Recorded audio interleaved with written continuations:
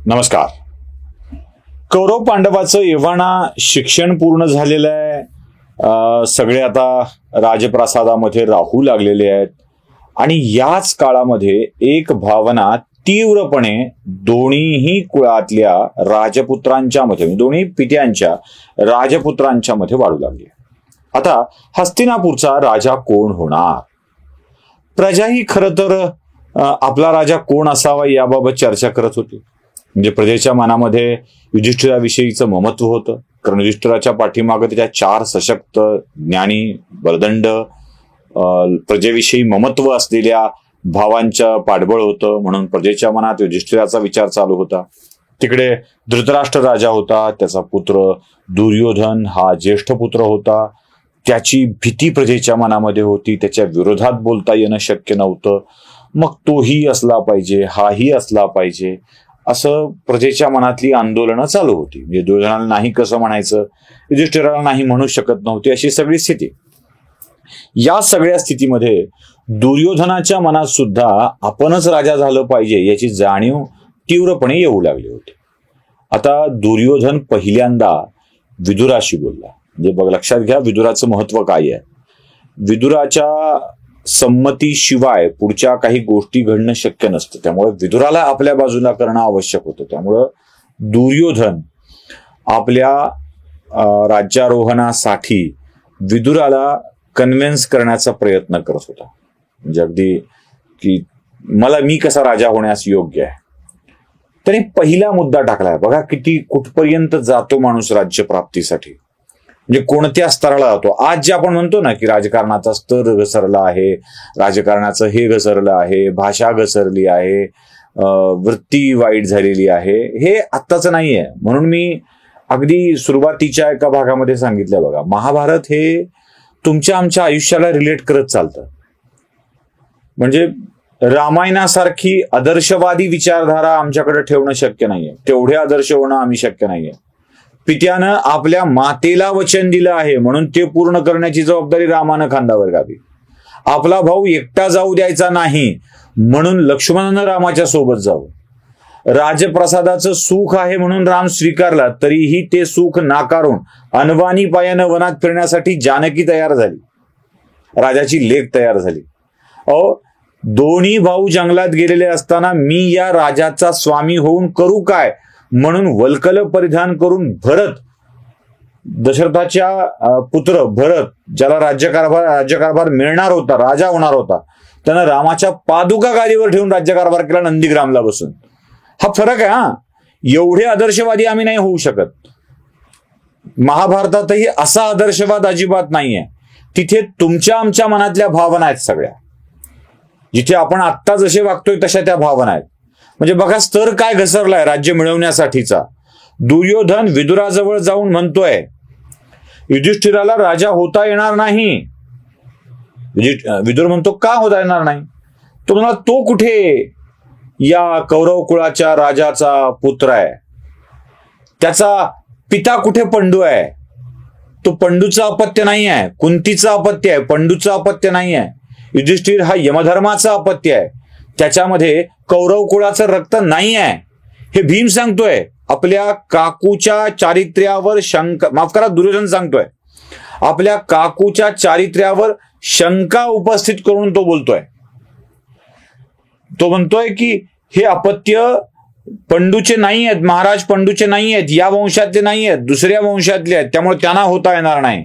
विदुर हसतो आणि म्हणतो बाळा दुर्योधना, एक लक्षात ठेव, या वंशाची रक्तरेखा, वंशरेखा येऊन थांबते ती पितामह भीष्माच्या जवळ.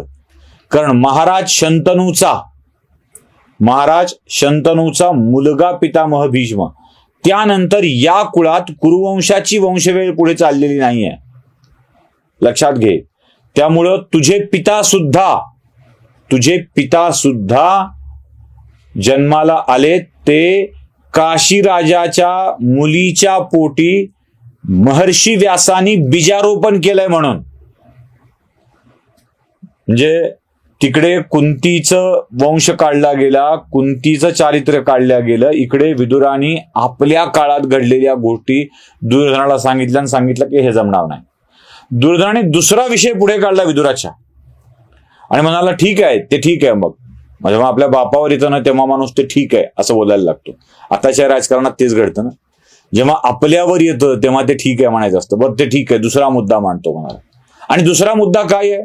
दुसरा मुद्दा सांगितला, माझे पिता धृतराष्ट्र हे ज्येष्ठ आहेत आणि मी ज्येष्ठ पित्याचा ज्येष्ठ मुलगा आहे म्हणून मी झालं पाहिजे, युधिष्ठिर नाही. माझे पिता ज्येष्ठ होते, पंडू दुसरा होता मुलगा.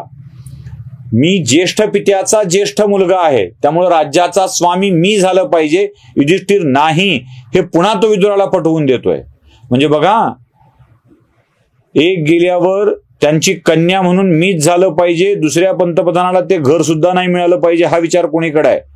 माफ करा, मी आणतोय राजकारण आणतोय याच्यामध्ये, पण महाभारत तुमच्या आमच्या आयुष्याला रिलेट करणार आहे. म्हणजे जवाहरलाल नेहरूंचा मृत्यू झाल्यानंतर मीच पंतप्रधान झालं पाहिजे आणि जवाहरलाल नेहरू ज्या घरात राहत होते ते घर सुद्धा यांना नाही मिळालं पाहिजे, शास्त्रीजींना नाही मिळालं पाहिजे, असा विचार करणारे लोक कोणीकडं. मी नाही होऊ देणार, मीच होणार, ही दुर्योधनाच्या मनातली भावना आहे. तेव्हा विदुर त्यालाही उत्तर देतात. ते म्हणतात, तसा न्याय असेल तर महाराज विचित्रवीर यांचा ज्येष्ठ नातू युधिष्ठिर ठरतो, कारण तुझा जन्म युधिष्ठिराच्या नंतरचा आहे. ते कनिष्ठ पुत्र असले पंडू तरीही युधिष्ठिर तुमच्या सगळ्याच्या मध्ये ज्येष्ठ आहे म्हणून तोच राजा झाला पाहिजे. विचित्रवीर्याचा नातू, ज्येष्ठ नातू म्हणून तो राजा झाला पाहिजे. दुर्योधन इथे शांत बसतो, चरफराट होतो, शांत बसतो, काही बोलत नाही, कारण त्याच्या डोक्यामध्ये असंख्य विचार आहेत. महाभारताच्या युद्धाचं बीजारोपण कुठे झालंय तर या संवादात झालंय, हे लक्षात घ्या. कसंही करून राज्य द्यायचं नाहीच, ते कशाही स्थितीमध्ये द्यायचं नाही, हे दुर्योधनानं ठरवलेलं आहे. आणि त्यासाठी तो वाटेल त्या गोष्टी करायला तयार आहे, वाटेल त्या स्तरावर जायला तयार आहे. आणि मग पुढे सुरू होतात एक एक एक एक एक एक एक एक अशा घटना, ज्या घटनांचा विचार करता थरकाप व्हायला होतो. म्हणजे पांडवांचा कसा निपात करायचा, त्यांचं कसं वाटोळं करायचं, या सगळ्या गोष्टींचा विचार सुरू होतो. आणि एक लक्षात घ्या, पुन्हा काही हजार वर्षापूर्वी घडलेल्या घटनांना आजचं पॅरामीटर लावून बोलणाऱ्या माणसांनी एक लक्षात ठेवावं. कुंती कोण होती हस्तिनापूर साम्राज्यामध्ये? तर कुंती एक आश्रित होती. आश्रित, भलेही ती राजाची पत्नी असेल पण मयत झालेल्या राजाची पत्नी होती, विधवा होती. एक विधवा स्त्री हस्तिनापूरच्या आताच्या सम्राटाकडे आश्रित बनून राहते आहे. ना पतीचा आधार आहे, मुलं लहान आहेत आणि ती अशा सम्राटाकडे राहते ज्याचं आपल्या मुलावर निरातिशय प्रेम आहे. तो त्याला राजा करण्यासाठी, म्हणजे माझ्या अंधत्वामुळे मला राजा होता आलं नाही, त्यानं नाही म्हटल्यावर मी दुसरी चॉईस झालो पहिली असताना, या विचाराने पछाडलेला आणि आता आपल्याच मुलाला राज्य मिळायला हवं या भावनेने ग्रासलेला धृतराष्ट्र त्याचीच आश्रित म्हणून कुंतीला आणि तिच्या पुत्राला राहावं लागतंय. ही गोष्ट खूप भयंकर असते. आणि राज्य दुर्योधनाला मिळावं यासाठी पुढे अनेक गोष्टी केल्या जातात. आणि त्या अनेक गोष्टीपैकी म्हणजे पांडवांचा मृत्यू घडवून आणणे, पांडवांच्या मधल्या शक्तिशाली लोकांना संपविणे, त्यांना जाळण्याचा प्रयत्न करणे, या सगळ्या गोष्टीच्या षडयंत्राचा प्रारंभ होतोय आता. आणि तोच प्रारंभ महाभारतातल्या हस्तिनापूर नावाच्या साम्राज्याचा सम्राट होण्यासाठी आहे. आणि तोच पुढे महाभयंकर अशा युद्धामध्ये बदलतोय. काय आहे ते संकट, काय आहे ती षडयंत्र, हे सगळं पुढच्या भागात आपण बघणार आहोत. तोपर्यंत अनलायझर डिवाइन या चॅनलला सबस्क्राईब करायला विसरू नका, बेल आयकॉन दाबा आणि त्यासोबत आपल्या कमेंट्स नक्की द्या. आणि हो, माझी एक विनंती आहे, हे चॅनल आपल्या मुलांना दाखवा, त्यांना सबस्क्राईब करायला लावा आणि लवकरच 1 लाख सबस्क्रायबरचा टप्पा पूर्ण करण्यासाठी आपण सगळ्यांनी मदत करा. नमस्कार.